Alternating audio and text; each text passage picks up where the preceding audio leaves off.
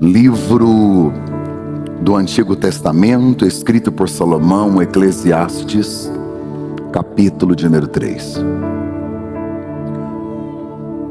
Para tudo há uma ocasião certa, há um tempo certo para cada propósito debaixo do céu. Tempo de nascer, tempo de morrer, tempo de plantar, tempo de arrancar o que se plantou. Tempo de matar, tempo de curar. Tempo de derrubar e tempo de construir. Tempo de chorar e tempo de rir. Tempo de prantear e tempo de dançar. Tempo de espalhar pedras e tempo de ajuntá-las. Tempo de abraçar e tempo de se afastar. Tempo de procurar algo e tempo de desistir da sua busca. Tempo de guardar, tempo de jogar fora, tempo de rasgar, tempo de costurar, consertar, tempo de calar, tempo de falar, tempo de amar e tempo de odiar, tempo de guerra e tempo de paz. O que ganha o trabalhador com seu esforço? E a tarefa que Deus impôs aos homens para que se ocupem com ela. E eu encerro no 11. Deus fez tudo belo a seu tempo. Também pôs a eternidade no coração do homem, sem que este consiga compreender a obra que Deus fez, do começo ao fim. Amém, amém e amém. Hoje eu vou falar sobre o tempo, a importância do tempo e a nossa relação com ele. Antes de começar, deixa eu te falar uma coisa. Amanhã, às 8 da manhã, alguém vai depositar 100 mil reais na sua conta. Sabe? Só para avisar que esta não é uma palavra profética, é só uma ilustração que eu vou contar. 100 mil reais. É dinheiro, né? Pessoal do Alphaville, deixa eu explicar. Pra gente, 100 mil é muito dinheiro. É dinheiro. Mas e se não fosse 100 mil, fosse meio milhão?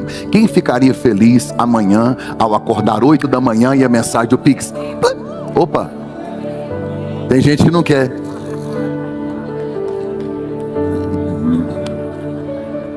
Não quero. Ai, pastor, dinheiro não traz felicidade. É verdade. Me dá o seu, vai ser feliz. Mas vamos ser mais ousados, ao invés de meio milhão, que tal 1 milhão? 2, deixa eu te falar, se amanhã 8 da manhã depositarem 2 milhões na sua conta, você sabe o que você vai fazer? Pagar o agiota. Também, gente, vocês têm que escolher, porque é o seguinte, tem agiota que mata, tem agiota que bate, e tem uns crentes que só ora. Olha aí, você escolheu errado. Não pode nem ter agiota crente.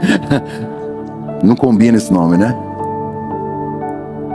Mas eu sei que você teria planos. Mas vamos melhorar? Quem ficaria feliz se amanhã às 8 da manhã você recebesse 5 milhões na sua conta? Glória. Gente, preste atenção. 5 milhões. R$1. Não é bom de falar? 5 milhões. Só que você vai ligar ao banco. Porque não é do nada. Você recebeu 5 milhões, tem alguma coisa errada. Oi! Ô, seu gerente. Chegou 5 milhões na minha conta. O gerente vai falar, tá certo. É pra você. Confere seu nome e seu CPF. Porque não é só profeta que revela CPF. O gerente também sabe seu CPF. O governo federal também sabe. Tem uns trem que não precisava falar, né? Mas falei. Tô leve. Um dia o profeta revelou meu CPF. Falei, isso eu já sei. Agora eu quero que você fale o que eu não sei. E ele revelou errado ainda, só que eu não tinha sabido de cor. Aí o gerente fala para você, não é assim, seu CPF é esse, tá tudo certo. O dinheiro é seu, 5 milhões. Só que tem uma condição para você ficar com esses 5 milhões. Você tem que gastar ele na segunda-feira, porque terça-feira de manhã você não vai acordar vivo. O gerente diz, mas há uma condição. Há uma condição. Você pode ficar com os 5 milhões, é dinheiro ou não é? Ou acordar vivo terça. Qual que você prefere? Ah, peraí, qual que você prefere? Uai, cadê a alegria dos 5 milhões, gente? Então eu vou melhorar 10 milhões para você desfrutar dele amanhã, e terça você não acorda vivo.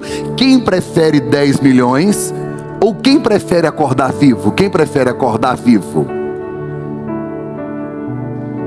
Então quer dizer que acordar vale mais do que 10 milhões? E por que você acorda chateado? E por que você acorda reclamando?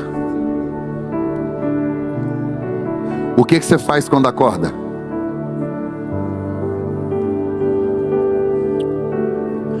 Hoje eu quero trocar uma ideia com você numa palavra pastoral. Eu não estou aqui como itinerante evangelista, não vim profetizar milagre, não. Eu vim falar hoje da realidade da vida. Esta é a geração que mais perde tempo e perde oportunidades. Porque quando a gente fala em dinheiro, não sei se é porque é físico e eu posso adquirir, eu posso comprar, eu posso fazer, parece que a alma da gente vibra.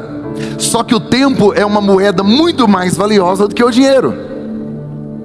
E é uma moeda democrática, porque Deus entrega essa moeda para pobre, rico, branco, preto, qualquer um, para qualquer religião. Deus entrega 24 horas para todo mundo, todo dia.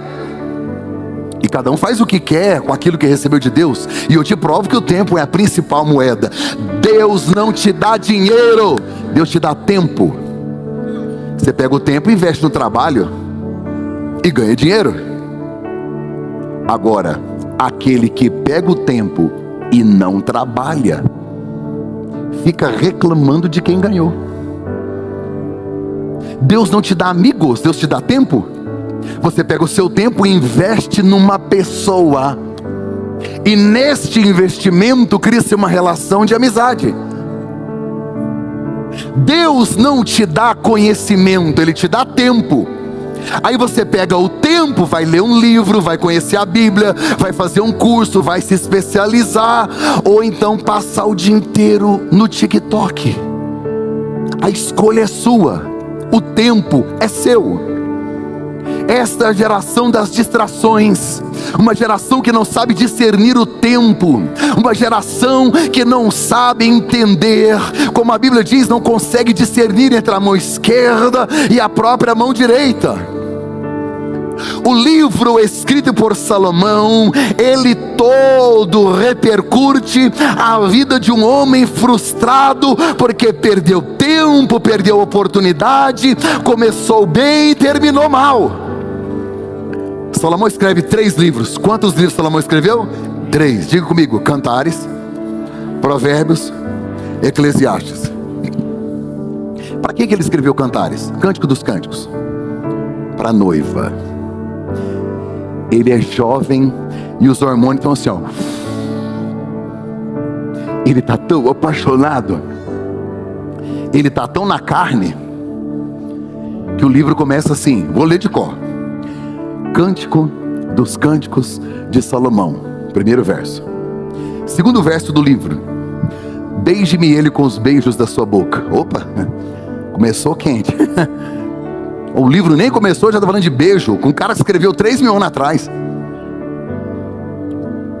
Salomão escreve no auge da sua juventude, com os hormônios pulsando, com uma vida pungente, um homem poderoso, sábio, solteiro, com a perspectiva de amar alguém, de apaixonar por alguém. Cântico dos Cânticos, amor, relacionamento. Ele fala de seios, ele fala de beijo, ele fala de tantas coisas de relacionamento de homem e de mulher. Ele está feliz, só que ele amadurece, ele cresce, ele assume o reino, e quando ele está maduro, ele escreve Provérbios. Aí em Provérbios ele vai dizer: cuidado com as mulheres que tem por aí. Está escrito aqui, Provérbios capítulo 3, capítulo 4. Aí é sabedoria. Aí ele vai falar de adágios que eram verbalizados pelos hebreus, coisas populares que ele foi registrando, sabedoria da sua mente, maturidade. Só que depois que passou a juventude, passou a era da maturidade, ele envelheceu. E quando ele estava velho, ele olhou no espelho. Pensa num homem amargo. Esse livro é o livro mais azedo, mais amargo e mais triste da Bíblia.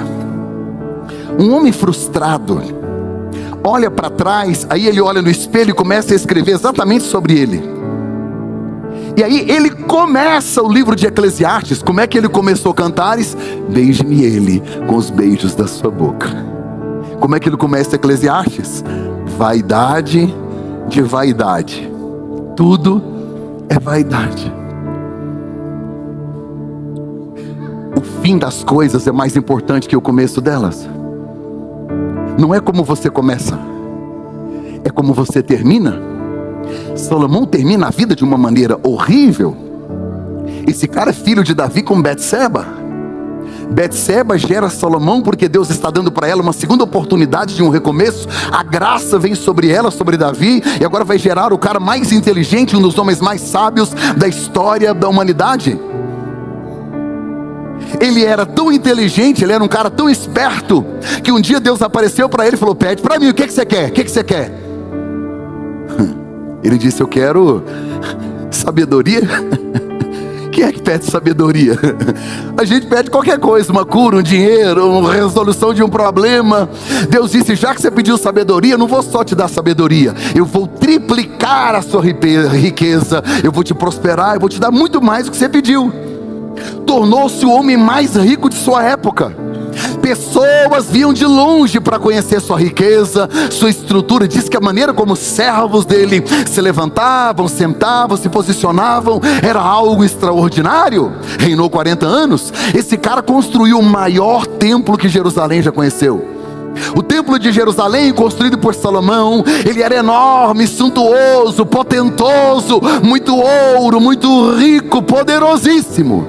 Um homem sábio, inteligente, começou bem. E a pergunta que eu te faço, eu queria que você me respondesse, você já sabe, mas vamos lá, só para deixar registrado: qual o nome do personagem mais sábio da Bíblia? Jesus. Eu te peguei.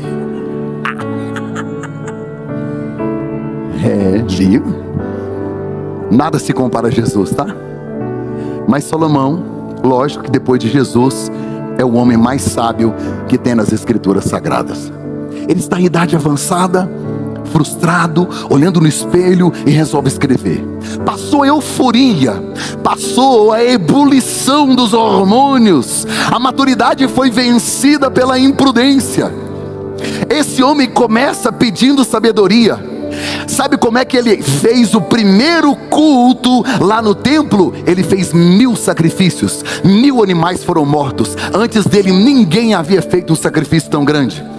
Ele começa a sua vida edificando o maior e mais magnífico templo que Israel já teve.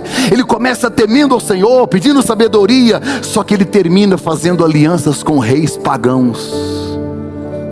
Eu estou te falando que Salomão, o homem mais sábio da época, ele termina a sua vida com idolatria dentro da nação de Israel.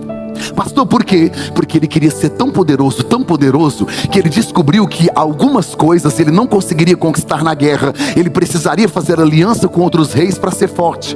E para fazer aliança com outro rei, ele deveria se casar com a filha do rei. Então, para que ele casasse e fizesse aliança com outros reinados, ele casou com 700 princesas. 700. E se não bastasse o seu harém com 700 princesas, casa-se com elas e arruma 300 concubinas. 1000 mulheres. E o irmão aqui que é casado pensando: pastor, uma? Eu só tenho uma, pastor. Eu sei que você ficou com dó de Salomão.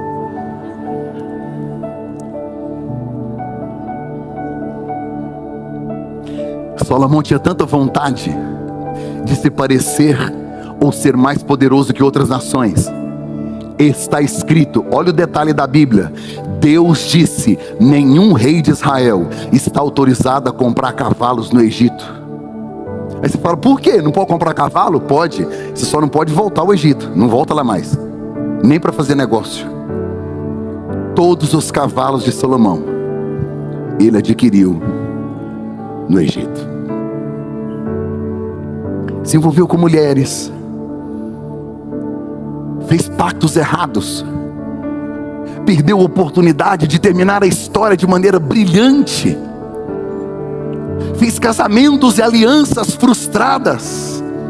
Salomão acreditava, e Eclesiastes ele vai falar isso, que a felicidade estava no dinheiro, no sexo, no poder, na fama. Quando ele olha no espelho e diz, gente, eu tive muito dinheiro, sexo, poder, fama. Aí ele diz, vaidade, de vaidade, tudo é vaidade. Esse livro revela a amargura de alguém que não soube aproveitar o tempo e a oportunidade. E ele repete várias vezes, debaixo do sol, tudo é vaidade. Debaixo do sol, há um tempo determinado. Debaixo do sol, e em algumas versões diz, debaixo do céu. Sabe o que ele está dizendo? Acima do céu tem Deus, tem eternidade. Abaixo do sol, tudo que a gente vive aqui é só vaidade. Ele está falando da vida aqui, das frustrações que ele teve aqui. Mas a única coisa que eu gosto e que me impressiona é que quando Salomão termina Eclesiastes, que ele reclama, que ele coloca para fora a angústia da sua alma, o seu sentimento de inutilidade, de vaidade, de frustração, ele encerra dizendo, Eclesiastes 12:13, agora que já se ouviu tudo, aqui está a conclusão. Você precisa ouvir esse homem.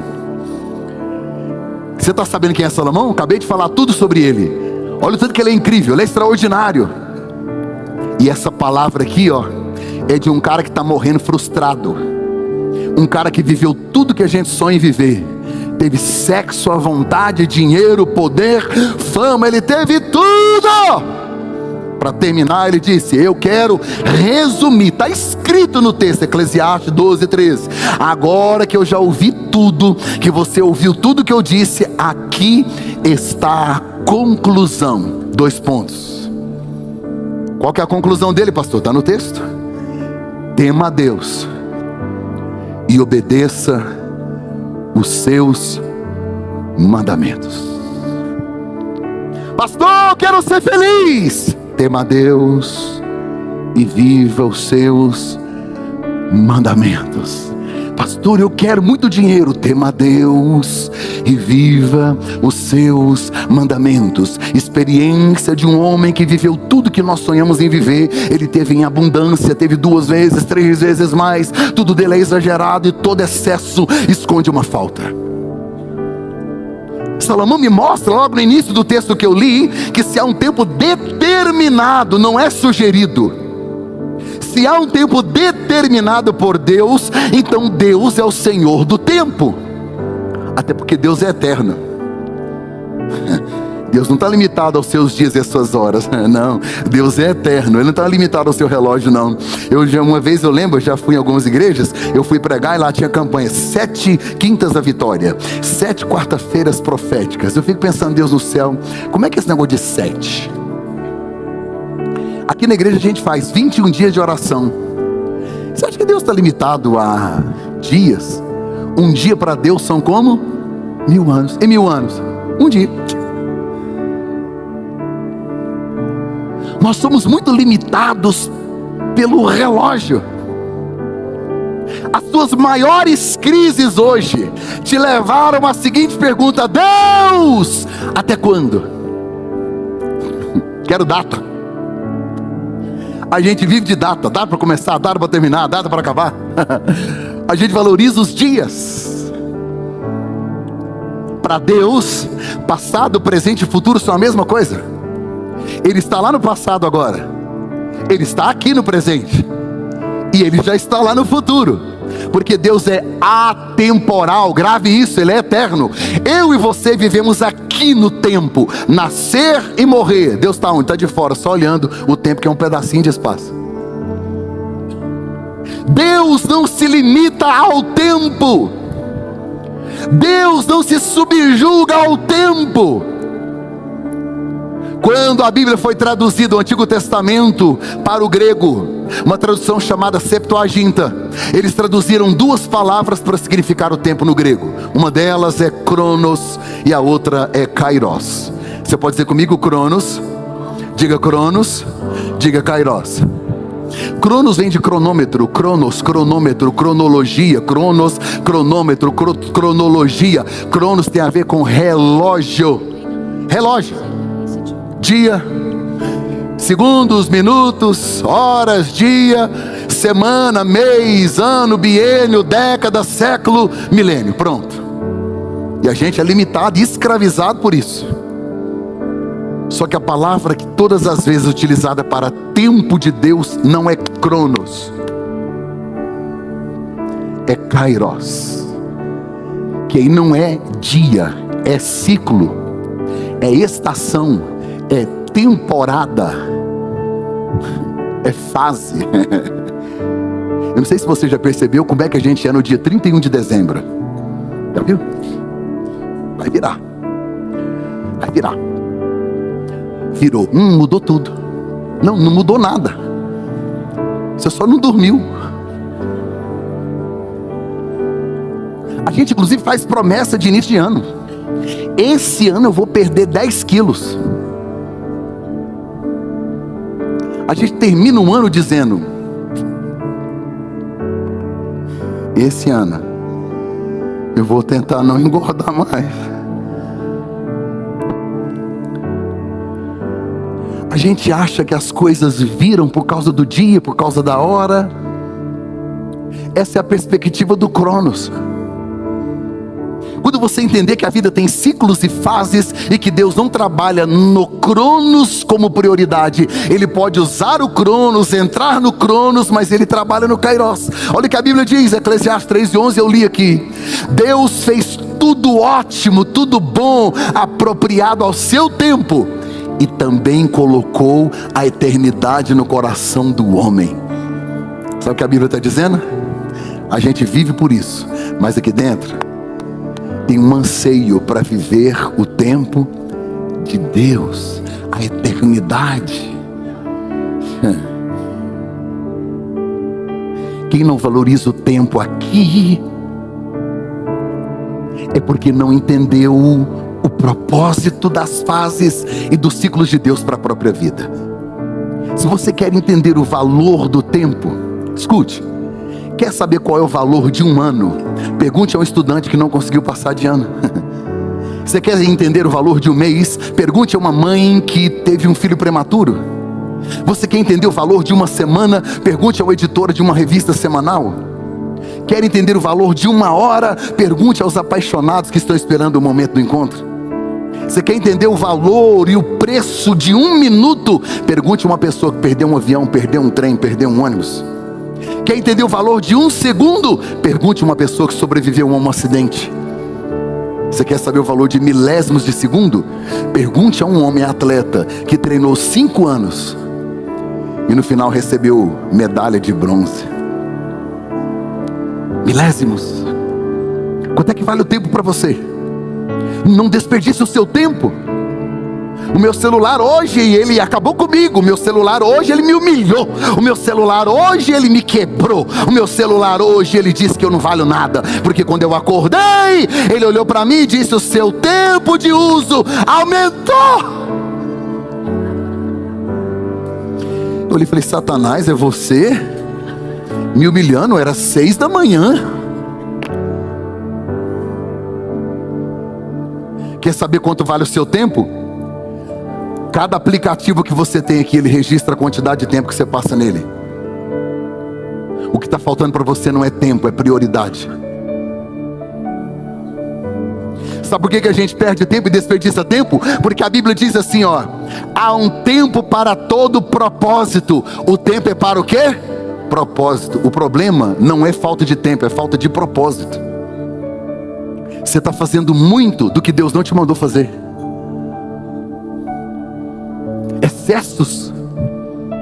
desperdiçando tempo, jogando fora, não valoriza os momentos, não valoriza o que é mais importante, o que é prioridade.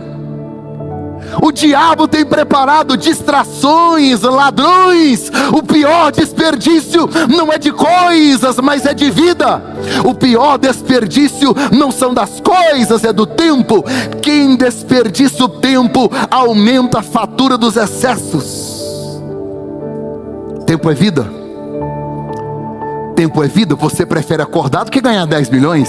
Então o tempo e a vida é mais importante do que o que você tem. Se o seu tempo é importante, se sua vida é importante, quando você joga tempo fora, é suicídio. Você está vivendo? O apóstolo Paulo, escrevendo à igreja em Éfeso, Efésios capítulo 5, verso 15, ele disse: portanto, vede prudentemente como andais, não como nécios, não como ignorantes, não como meninos, mas como sábios. Ele disse: remindo o tempo, porque os dias são maus. Os dias são maus. O Salmo 39, olha o que o salmista diz no verso 4: faz-me conhecer, Senhor, o meu fim, a medida dos meus dias qual é, para que eu sinta quanto eu sou frágil. Eis que fizeste os meus dias como a palmos, medindo. A minha idade é como nada diante de ti. Na verdade, todo homem, por mais firme que esteja, é totalmente vaidade. Então o tempo é determinado para todo propósito. Nem todo mundo tem falta de tempo, talvez tem falta de propósito, porque se você estivesse fazendo apenas aquilo que Deus te mandou, você não estaria cansado, nem sobrecarregado, estaria vivendo aquilo que é a vontade de Deus para a sua vida. Duas coisas que eu queria que você aprendesse nesse capítulo. Primeiro, que você não é vítima. Você não é vítima. Para todo mundo que está debaixo do sol, debaixo do céu e do sol, para todos, o texto está dizendo: tem época de nascer, tem época de morrer, tem época de plantar, tem época de colher, tem hora de chorar e tem hora de rir. Então quando for a sua hora de chorar, não se ache vítima. Todo mundo vai chorar, todo mundo vai morrer, todo mundo vai perder. É Bíblia. Aqui dentro tem pessoas que estão ganhando e outras que estão perdendo. Não dá para todo mundo ganhar tudo toda hora, porque a vida tem feito de ciclos e fases. Então a primeira coisa que você tem que entender: você não é vítima. Você só é um ser humano que está vivendo e vai passar por isso. E segundo, você precisa se adaptar ao tempo que você está vivendo. Porque tem gente que está na hora de chorar e ele não quer chorar. Ele quer fazer de conta que está tudo bem. Não está. É hora de chorar. Tem tempo que é guerra, tem tempo que é paz. Tem hora que você precisa derrubar, outra hora você precisa construir. Tem a hora de prantear e tem a hora de dançar. E eu preciso entender qual é o momento que eu estou vivendo. Eu não sou vítima. Eu não sou vítima das circunstâncias. Eu sou obra-prima delas. Deus está me construindo. Tem tempo de abraçar, tem tempo de afastar. A primeira coisa que Salomão diz é que tem tempo de nascer e tem tempo de morrer. Tem tempo de nascer, gente. E não é só você nascer. Coisas nascem em nós e através de nós todos os dias. Nascem projetos, nascem ministérios, nascem sonhos, nascem empreendimentos. E tá certo, porque há um tempo na sua vida em que você vai ter tanta criatividade que você vai começar a gerar, vai começar a gerar, vai começar a gerar. Porém, vai chegar um dia que algumas coisas vão morrer. Deus, por quê? Porque há um tempo que as coisas morrem. O ministério termina, o casamento acaba. E não é o seu que acabou, o de muita gente acabou. Na pandemia, amigos meus pastores, centenas fecharam igrejas. Em Londres haviam mais de 100 igrejas evangélicas, sobraram só a metade. Ao tempo de nascer e ao tempo de morrer. E você precisa discernir o tempo, porque talvez esteja na hora de perder algumas coisas e você não quer deixar. Você só quer que nasça, nasça, nasça. E não é assim. Assim como tem tempo de nascer e de morrer, tem tempo de plantar e tempo de colher. Tem muita gente que não está colhendo, porque na hora de plantar, perdeu tempo. Só planta quem tem fé. Pergunta o pessoal do agro. Não existe ninguém do agro ateu. Porque o cara pega milhões em terra e espera. Será que vai chover?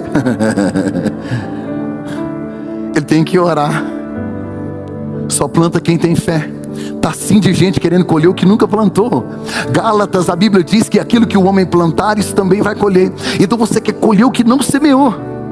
Não semeou nos relacionamentos, não semeou no ministério, não semeou em nada, perdeu tempo. Ao invés de pegar o tempo e semear nessa cachola, semear na cabeça, semear conhecimento, sabe, plantar alguma coisa, porque você planta, ninguém está vendo, planta, um dia a colheita vem, é bíblico.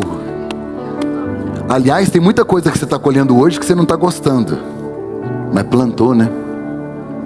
Não ouviu o pai, não ouviu a mãe, não ouviu um conselho, saiu fazendo do jeito que queria. A dor da colheita elimina o prazer do plantio. Você não está gostando da colheita? Mude a semente. Porque o que você fala é semente, o que você faz é semente, tudo é semente.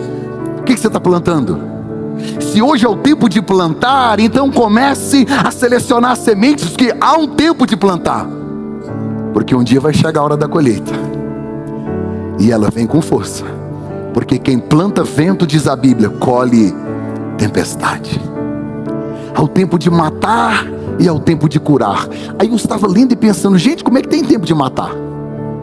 Se você olhar para Salomão, ele é rei, ele tem exército e de vez em quando sai para a guerra. O que ele tem que fazer na guerra? Matar, tudo bem. Você tem que matar alguém? Vontade você já teve, mas não pode. Mas não tem um tempo de matar? Tem. Tem muita coisa que chega uma hora da vida que se você não matar, vai matar você. Essa amante, esse adultério, essa pornografia, esse vício, esse pecado, esse orgulho, essa jactância precisa ser morta. E ninguém pode matar a não ser você. Tem um tempo que você precisa discernir. Está na hora de matar. Só que no mesmo texto que diz que tem hora de matar, tem a hora também de curar. Tem hora de curar? Tem. E tem a hora de se curar. O que eu mais vejo hoje nos youtubers e alguns daí desses influencers que tem por aí e que dão curso, arrasta para cima, e todos eles dizendo: vai, você pode, vai em frente, faz, você pode, corre, você cresceu, você vai vencer, vai. E Deus está dizendo: não! Tem gente que não pode ir, porque não está na hora de ir, está na hora de se curar. Não dá para correr de pernas quebradas.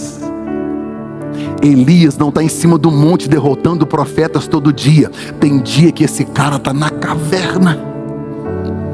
Discerna o tempo. Talvez você está querendo atropelar processos e fazer coisas que Deus nem te chamou para fazer. Não está na hora de ir, está na hora de se curar. Acabou de sair de um relacionamento abusivo, acabou de sair de um relacionamento estranho, está ferido, está machucado e quer se envolver de novo. Não! Agora é hora de curar. Porque o mesmo texto que diz que tem hora de curar, tem hora de abraçar, mas também tem hora que tem que deixar de... Abraçar é bom, não é? Só que a Bíblia diz que tem hora que você tem que deixar ir, porque está te fazendo mal. Nem todo mundo vai ficar na sua vida, por melhor que você seja. Tem gente que você despediu e não queria. Grave isso. Uma despedida que não gera saudade é simplesmente a partida de quem nunca deveria ter chegado.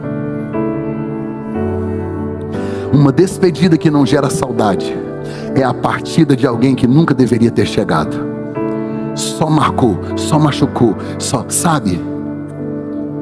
É por isso que no mesmo texto que diz que tem hora de abraçar e hora de deixar de abraçar, diz assim: tem hora de juntar pedras e tem hora de soltar as pedras. Está falando de relacionamento também, porque abraçar pedras fala de relacionamento, porque a pedra te fere. Quanto mais você aperta, mais dói. Então ele está dizendo, tem uma hora que você pode até abraçar, até segurar, até juntar elas, mas vai chegar uma hora que você precisa. Vai doer, pastor. Vai não, vai te deixar vivo. É melhor doer quando eu solto do que morrer abraçado em pedras. Tem hora de curar e eu preciso me curar. Tem hora de abraçar, tem hora de soltar. O texto diz: tem hora de derrubar e tem hora de construir. Tem hora de derrubar. Aqui dentro tinha um prédio maravilhoso. Eu fiz o orçamento. O prédio que estava aqui, eles gastaram 400 mil para fazer ele. O prédio que estava aqui dentro, ele era uma oficina, ele era um escritório, tinha um restaurante. Imagina quantos carros foram vendidos, quantas famílias abençoadas, quanto recurso, quantos negócios. Maravilhoso! Mas o tempo dele chegou. Agora vai ser uma igreja. Então o que era maravilhoso vai para o chão. Joguei 400 mil no chão, porque tem horas que você precisa derrubar, porque senão não chega a hora de construir. Você precisa parar de querer construir algo novo sobre escombros velhos. Tem que derrubar. Está cheio de gente que veio de outra igreja, com a mesma mentalidade, a mesma cultura, a mesma subserviência, a mesma dependência, a mesma carência. A crença religiosa a mesma, não se liberta, não vai embora, e aí fica doente, adoecido. Coloca as lentes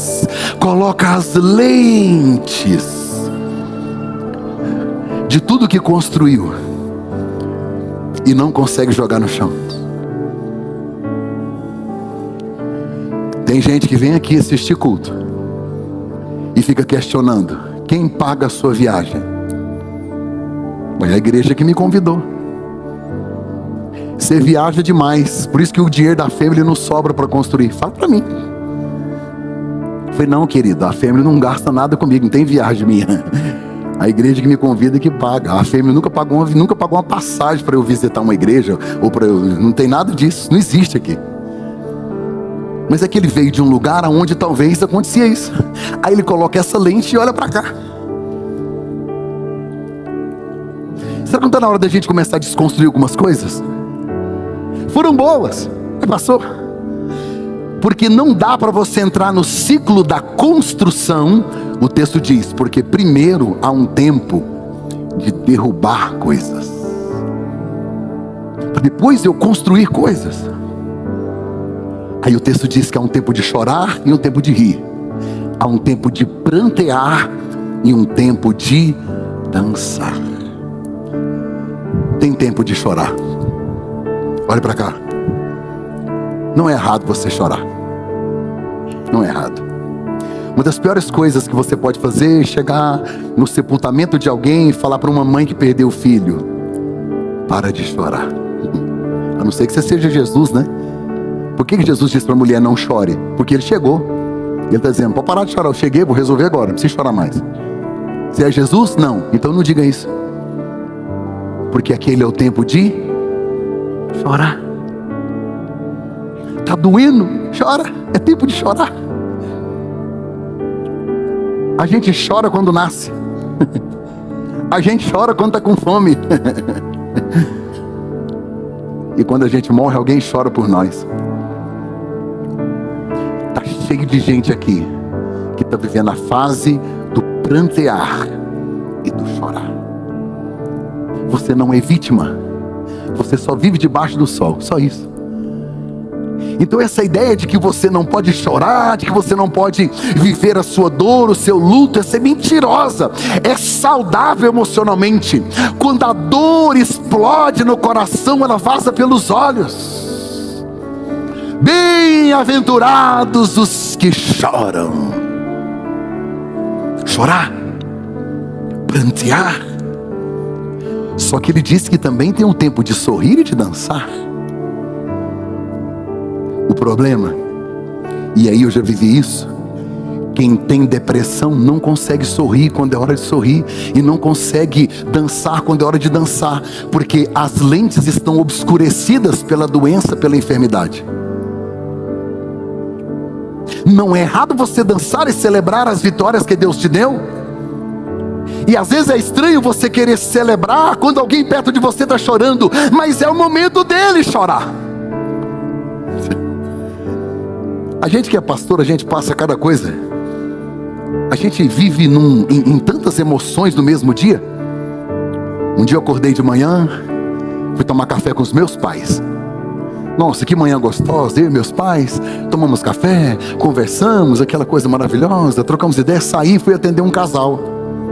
E os dois naquela confusão, naquela brigaiada, um falando mal do outro. É muito raro isso. Aí lá aquela confusão. Aí eles falaram, vomitaram, foram embora, se beijando, me largaram com a confusão e foram embora. E eu fiquei lá. Saí dali, sentei numa mesa para almoço, para falar sobre gestão, recurso financeiro, investimento. Olha aí que não tem nada a ver uma coisa com a outra. À tarde mandei mensagens de aniversário. E mandei mensagens para uma mamãe que tinha ganhado um bebê. Você tem que ver o áudiozinho dela de volta. E o bebezinho chorando no fundo. É o tempo de nascer. Ela alegre, feliz, amamentando. Deu tudo certo. A minha joia preciosa. Olha que emoção maravilhosa. E é de uma família que eu amo muito. É uma família que está perto. Aí no final do dia eu fui lá para o Awake do Style. Eu fui pregar lá sobre propósito e identidade. Preguei. Terminei de pregar para eles. Quebrantamento, aquela unção, graça de Deus. Saí de lá e veio para o velório de um rapaz do Brave. De 20 e poucos anos que morreu no acidente. Lá vai eu consolar a mãe, o padrasto. A mãe chorava e dizia: o que eu vou fazer da minha vida? Pastor, Deus levou meu bem mais precioso. Eu saí de lá consternado, triste, e fui até aonde a equipe nossa de transmissão estava fazendo uma confraternização. Pensa numa música, pensa numa alegria, pensa numa comida boa, e estava todo mundo...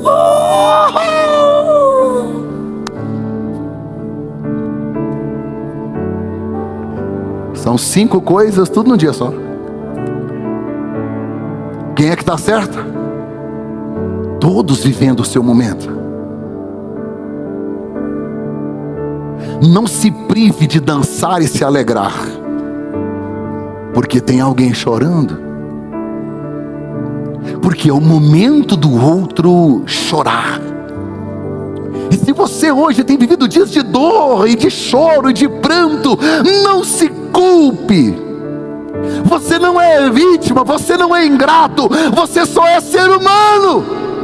Está doendo, está marcando, a alma está sangrando. Então, se deu tempo de chorar, chore. Se deu tempo de prantear, pranteie. Porque vai chegar a hora de dançar. Vai. O texto diz que tem hora de ganhar e tem hora de perder. Tira da sua cabeça essa utopia que é só ganhar. Psst. Existem lições que só as perdas nos ensinam. Toda perda é pedagógica. A Bíblia diz que há tempo de guardar e há tempo de jogar fora. O Espírito Santo está falando com alguém hoje aqui. Está na hora de jogar fora. Tá. Tem algumas coisas que você precisa se desfazer delas. Coisas físicas, emocionais, porque não dá mais. Não tem como você guardar se você não jogar fora. Não tem como receber o novo se o velho não for. Crenças velhas, limitações velhas, vida velha, práticas velhas, as coisas velhas se passaram. Então aí tudo se fez novo. Então o novo só chega quando eu jogo fora o velho. É por isso que logo em seguida que a Bíblia diz guardar e jogar fora, diz rasgar e costurar. Porque tem hora que você vai ter que rasgar. E rasgar não é tirar, é rasgar mesmo. Tem relacionamento que você não vai conseguir, a não ser que você rasgue. Empresa onde você vai sair, ministérios onde você deixou, tem coisa que vai rasgar. E vai ficar feio, porque rasgou. Não é bonito, mas é necessário. Mas a mesma frase que diz que tem que rasgar, vai chegar um dia que é hora de costurar. Deus é o único capaz de pegar os pedaços e os retalhos que sobraram e fazer uma obra de arte nova na sua vida. Uma nova história, um novo começo, rasgar, costurar. O texto também diz que há tempo de calar e há tempo de falar. Para a maioria de nós, está na hora de calar. Para de falar. A melhor resposta para o tolo é o silêncio. Nem sempre você precisa responder acusações, nem sempre você precisa responder críticas, nem sempre você precisa se posicionar em questão de tudo, falar tudo, dizer tudo. Quem diz tudo que pensa não é franco, é mal educado. Cuidado. O silêncio também é resposta. Deixa Deus justificar você. Quem te ama não precisa de explicações e justificativa. Quem não te ama, mesmo você se explicando, não vai aceitar. Então, guarde suas palavras. Eu sei que tem a hora de falar, mas esse é o segredo do texto. Duas coisas: você não é vítima, vai acontecer com todo mundo. Segundo, eu preciso discernir o tempo que eu estou vivendo. É tempo de falar, fala! Mas Deus está dizendo hoje, para muita gente, é tempo de calar.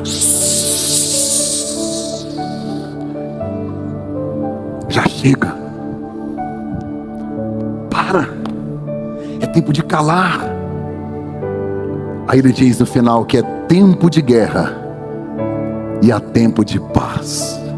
Que guerra é essa? Ele fazia muita guerra. Aqui não tem ninguém fazendo guerra, mas as guerras aparecem. Aparece ou não aparece? Meu Deus do céu. É muita guerra. É muita luta. Eu li no Orkut. Só riu a galera da minha idade aí, ó. Você tá velho, hein? Deus só dá as maiores batalhas para os seus maiores guerreiros. Aí embaixo assim, ele me confundiu com Rambo. Só pode. Ou então, quando é que será que os humilhados serão exaltados? Olha para cá. Você já percebeu que tem tempo que é guerra? Gente, é guerra na família, é guerra no trabalho. Parece que você pensa assim, tá todo mundo contra mim. Não, não, não. É o tempo da guerra. Antes do tempo da paz, o texto diz, tem tempo de guerra. A guerra te torna um soldado mais resiliente. A guerra forja o seu caráter. A guerra, ela te amadurece, ela te prepara para as próximas lutas. A guerra te torna mais maduro, mais sábio. É a guerra que te torna mais rígido. Só que não é só guerra. O texto diz que depois da guerra vem a paz. Tem gente que no tempo de paz fica caçando guerra. Tem gente que eu acho que ele acorda e pensa assim, gente, não tem nenhuma confusão para eu arrumar na internet hoje, não. Vou criar um fake aqui só para falar umas bobagens. Meu Deus, é tempo de paz. Cala a boca. Fica lá, eu gosto. É assim, é mostradinho. Fica lá, caçando encrenca. Arrumando guerra onde é que não tem. Tem dia que é dia de sorrir, tem dia que é dia de paz, e a gente fica caçando. Um dia eu acordei de manhã, na segunda-feira, gente, não tinha uma notícia ruim, não tinha um BO, não tinha nada. Eu fiquei surpreso, porque geralmente segunda, eu não sei se é o Satanás que pega os crentes, eles começam a mandar mensagem o dia inteiro, reclamando de tudo e falando. Falei, gente, ninguém. Olhei lá no meu aplicativo, não tinha um boleto para pagar. Não, segunda-feira sem boleto, Deus está andando dentro do seu quarto assim, ó. Não tinha um boleto. E aí 9 horas chegou um Pix. 10 horas eu já estava preocupada. A mulher disse,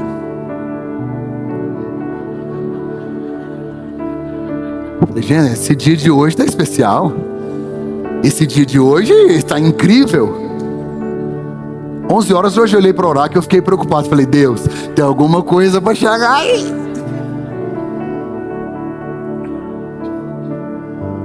A gente é tão bobo. Tem dia de paz. Desfrutar Ele. Sabe por que eu estou falando tudo isso? Porque tem gente aqui que está em guerra e precisa entender isso. Você está a caminho da paz. Se você plantou, a colheita vai chegar. Isso que Salomão está dizendo. Eu preciso discernir as estações, aprender a viver cada uma delas. Eu não sou vítima delas, mas eu estou debaixo do sol, vou vivê-las, desfrutar o melhor delas, não fazer delas uma prisão, mas extrair lições, porque tudo passa. O salmista no Salmo 90, verso 12, ele disse: ensina-nos a contar os nossos dias, para que alcancemos coração sábio. E eu encerro. Salomão, ele insiste em Eclesiastes, tudo escrito aqui é debaixo do céu.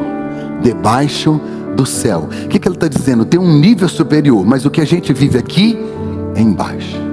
Mas no Novo Testamento me diz que alguém de cima do céu decidiu descer para baixo do céu para viver todas essas fases, para me ensinar que mesmo eu estando debaixo do céu, mas vivendo com aquele que desceu de cima do céu, eu também posso viver todas essas fases e vencer, porque se Jesus desceu, veio, viveu em carne, eu também posso, porque eu posso todas as coisas naquele que me fortalece. Filipenses capítulo 2 e verso 6, sendo Jesus Deus, não teve por usurpação ser igual a Deus, esvaziou-se de si mesmo, tomando a forma de servo, fazendo semelhante aos homens, e achado na forma de homem, humilhou-se até a morte, e morte de cruz. Ele desceu de cima do céu, veio para baixo do céu, viveu tudo isso que eu acabei de te contar. Para quê? Para me ensinar que mesmo eu no Cronos, posso viver na perspectiva do Kairos. Há tempo de nascer e há tempo de... Jesus nasceu. Um menino vos nasceu, um filho se nos deu. O governo está sobre os seus ombros e o seu nome será maravilhoso, Conselheiro, Deus forte, Pai da eternidade, o Príncipe da paz. Ele nasceu e os anjos cantaram, glória a Deus às alturas, paz na terra entre os homens. Hoje nasceu o Salvador. Mas ele não só nasceu, ele morreu. E ele morreu no meu lugar. Ele morreu a minha morte. Como o cordeiro mudo foi levado ao matadouro, foi ferido pelas nossas transgressões e moído pelas nossas iniquidades, e o castigo que nos traz a paz estava sobre ele, pelas suas pisaduras somos sarados. Mas ele também plantou e colheu. Ele plantou, foram 3 anos e meio pregando o evangelho, pregando a palavra, plantou a mensagem do reino, o evangelho do reino, semeou, e aí quando Pedro faz o primeiro apelo, a colheita começa. 3.000 almas no dia de Pentecoste, e de lá para cá nunca mais Jesus parou de colher. Olha a quantidade de frutos que tem aqui agora à noite, olha a quantidade de filhos que ele está colhendo ainda. Valeu cada semente, cada suor, cada lágrima. Até hoje ainda tem colheita. Ele plantou e ele colheu. Se há um tempo de chorar, Jesus chorou. Chorou por Jerusalém, chorou diante de Lázaro, mas também há um tempo de rir, cantar e dançar. Tem tempo de rir, de cantar e dançar? Tem. Jesus começou o ministério dele numa festa de casamento. O vinho acabou e ele trouxe de novo. É hora de ter alegria, é hora de cantar, é hora de dançar. Jesus morreu na festa da Páscoa, ressuscitou na festa das primícias, enviou o Espírito Santo na festa de Pentecostes, porque é tempo de festa também na vida daqueles que se entregam a Jesus. Tem hora de juntar e tem hora de espalhar. Jesus ajuntou, ele disse: onde tiver 2 ou 3 reuniu, eu estou. Mas um dia ele disse: agora é hora de espalhar, ide por todo mundo e pregai o evangelho a toda criatura. É hora de buscar, é hora de ganhar e hora de perder. A Bíblia diz que o Filho do Homem veio buscar e salvar o que se havia perdido. Ele veio para buscar, mas Jesus também perdeu. Quando Judas desistiu de Jesus e foi embora, Jesus deixou ir. Quando o jovem rico desistiu de seguir Jesus e foi embora, Jesus deixou ir. Quando a multidão o abandonou, ele disse aos apóstolos: vocês não querem me abandonar também? Porque Jesus deixou ir. Porque tem hora de abraçar e tem hora de se afastar. Mas a Bíblia diz que tem hora de rasgar e costurar. Quando Jesus estava na cruz e sua carne foi rasgada, o véu do templo também foi rasgado.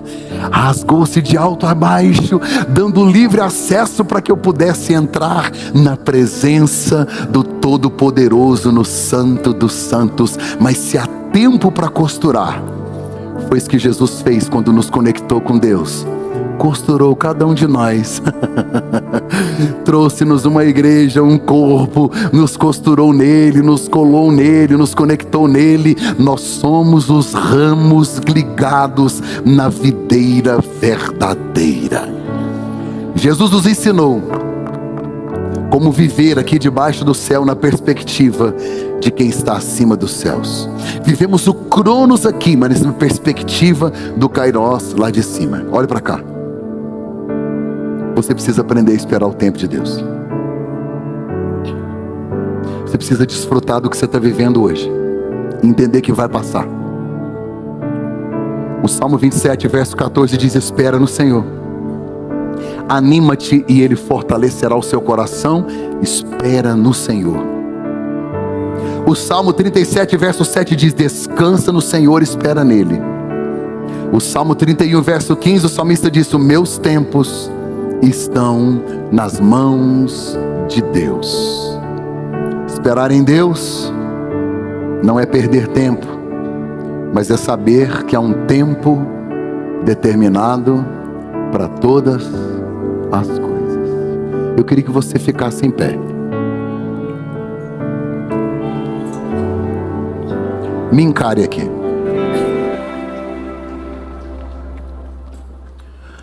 Qual é o ciclo que você está vivendo? De ganhar ou de perder?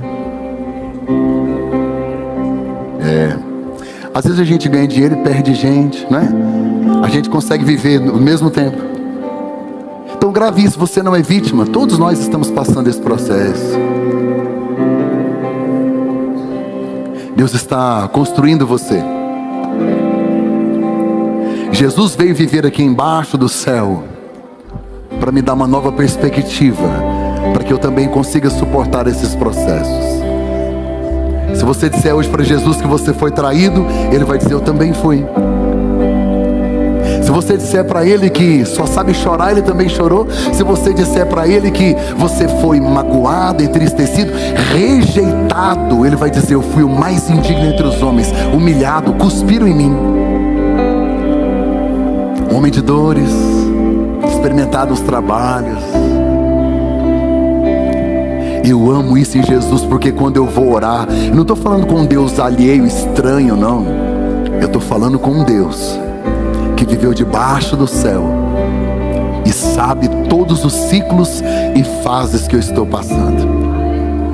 Posso pedir uma coisa carinhosamente? Feche seus olhos. Por favor, feche seus olhos. Quem disse que acabou? Quem disse que é o fim? Deus me trouxe hoje para te dizer que vai passar. Você está entrando num novo ciclo, um novo tempo, um novo momento. Pastor, estou em guerra, a paz está chegando. Estou cansado de plantar, a colheita está chegando. Estou cansado de perder, quem sabe está chegando a hora de ganhar. Tem gente gritando aqui: Deus, chega. Até quando, Senhor? Estou no limite, eu não suporto, está difícil. Deus me trouxe para profetizar para você hoje uma nova